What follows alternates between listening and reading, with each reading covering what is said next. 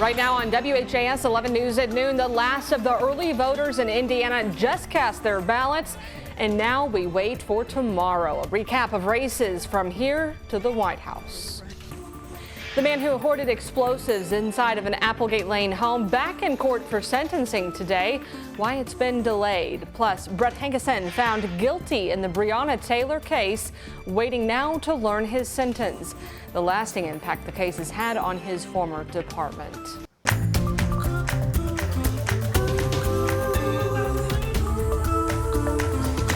Thanks so much for joining us here on this November 4th, this Monday before Election Day. I'm Brooke Hash, joined by meteorologist Sam Gabrielli, talking about the forecast.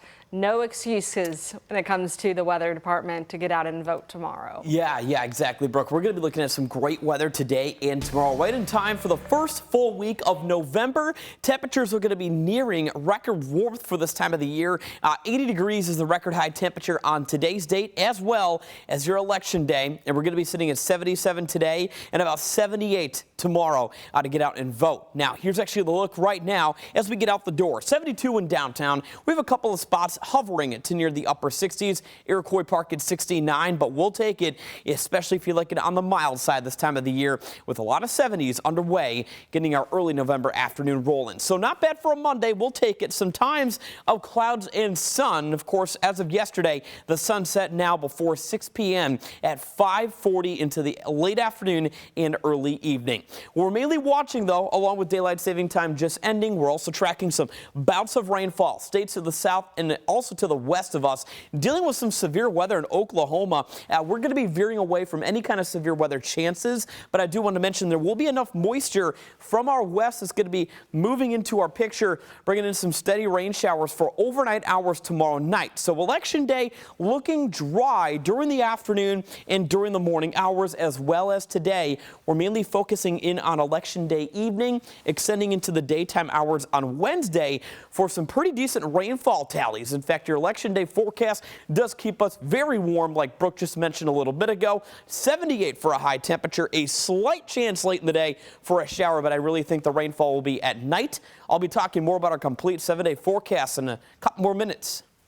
All right, Sam, just one more day to go. Today is the final day of campaigning ahead of Election Day. Vice President Kamala Harris is spending the entire day in battleground Pennsylvania. Former President Donald Trump will be in Pennsylvania, North Carolina, and Michigan. It all comes as a record has been set now for early in-person voting. ABC's Perry Russum is at the White House. Vice President Kamala Harris and former President Trump in the final sprint. Trump with 4 rallies in 3 battleground states today, starting in North Carolina. Here's my only purpose in even being here today. Get out and vote. You know that. Over the weekend, Trump bashing the early voting process, pushing election misinformation, questioning if climate change exists, and again using violent rhetoric when talking about his perceived opponents. This time, reporters. To get me, somebody would have to shoot through the fake news. And I don't mind that so much, because I don't mind. The Trump campaign says he was joking. Trump also used violent rhetoric involving guns last week when talking about Liz Cheney. Trump's campaign downplaying those comments, too. I pledge to always put country above party and self. Harris crisscrossing Pennsylvania today. It's a must-win battleground with the most electoral college votes up for grabs, 19. Harris in Michigan yesterday. I don't believe people who disagree with me are the enemy. In fact, I'll give them a seat at the table because that's what strong leaders do. More than 78 million people have already voted, 35 million mailing absentee ballots, and a record 42 million early in-person voters. It's a record number of in-person early votes, but all those mail votes, those start to really pile up. Every state different, but very likely we're bleeding at least into Wednesday.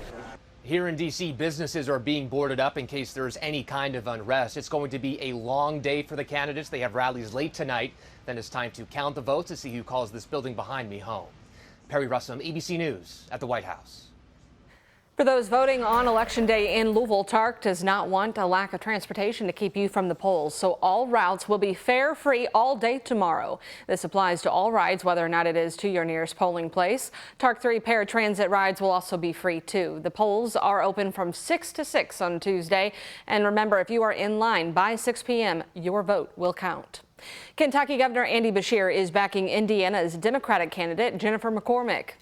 We are the greatest country in the history of the world because of our ability to vote, to peacefully transition power. This is our chance to make our voice heard and select our leaders for the years to come. So everybody get out there and vote. Beshear spoke at the Get Out the Vote rally Saturday morning in Jeffersonville. He said Indiana deserves a governor who will serve its people in the way he believes he does for Kentucky, highlighting the Commonwealth's decline in drug overdose deaths and new economic investments. We're also closely watching the race for the House of Representatives in southern Indiana. Republican Representative Aaron Houchin is being challenged by Democrat Tim Peck. Right now, Republicans hold a narrow lead in the nation's House of Representatives, and another tight race is for Indiana's House in District 71. Republican Scott Hawkins is trying for a second time to get the seat he lost in 2022. Right now it's held by Democrat Wendy Dant Chesser, who took over when Rita Fleming retired midterm. Early voting is over now in both Kentucky and Indiana, so tomorrow is your last chance.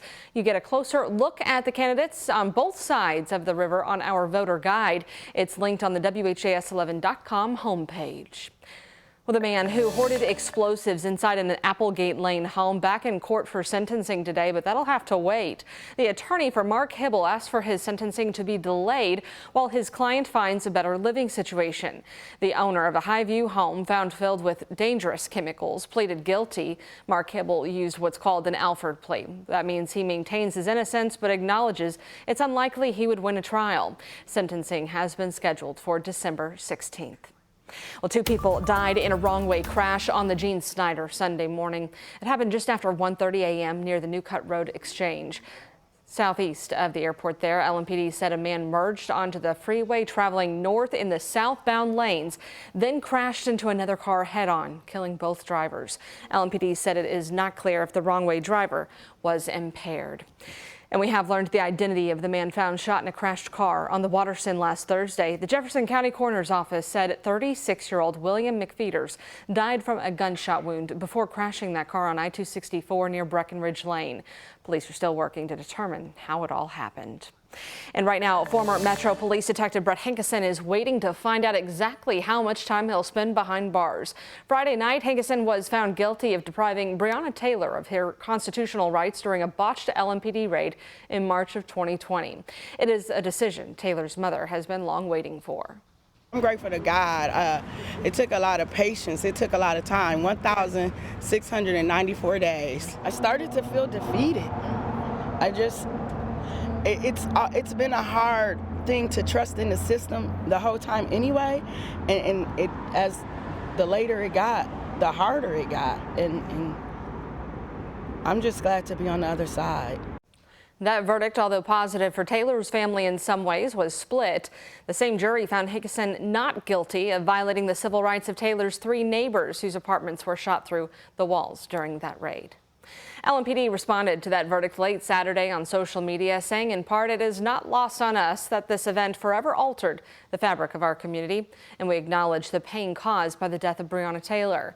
LMPD further said it made improvements to training practices and policies in the wake of her death. Hickson will be sentenced in March and faces up to life in prison.